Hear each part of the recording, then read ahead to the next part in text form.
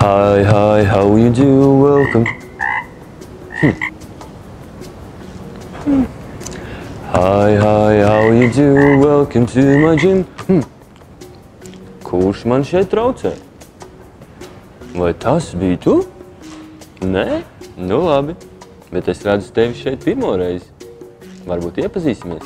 Mani sauc Elvijs, un šodien My Gym sporta zālē es dungoju mūsu sasveicināšanās dziesmiņu, bet kāds mani visu laiku pārtrauc.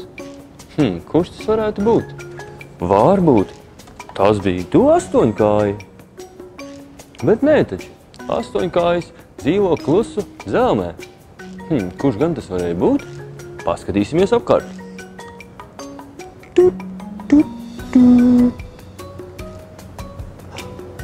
Paskat! Tas ir mans draugs Maimo!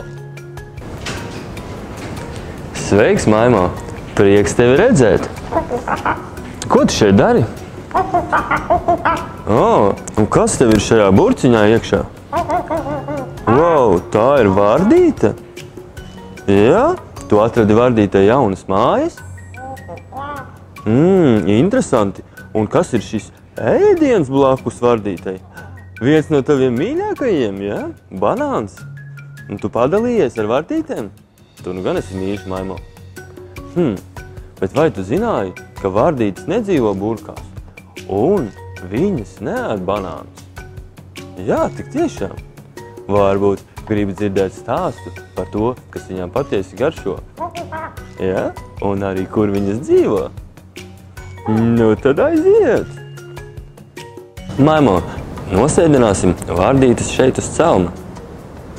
Divas mazas vardītes sēž celma saulītē, našķojas ar gardām mušiņām, ņam, ņam. Viena ielec ezerā, un tur atvēcinās tā, cik uz celma palikušas ir, kvā, kvā.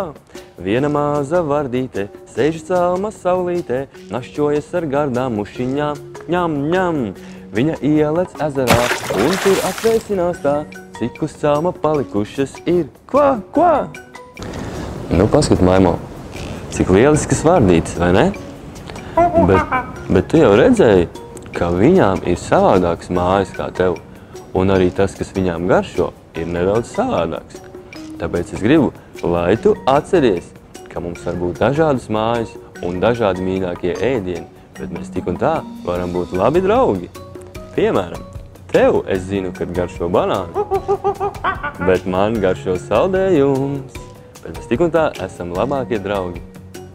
Dod 5, Maimo.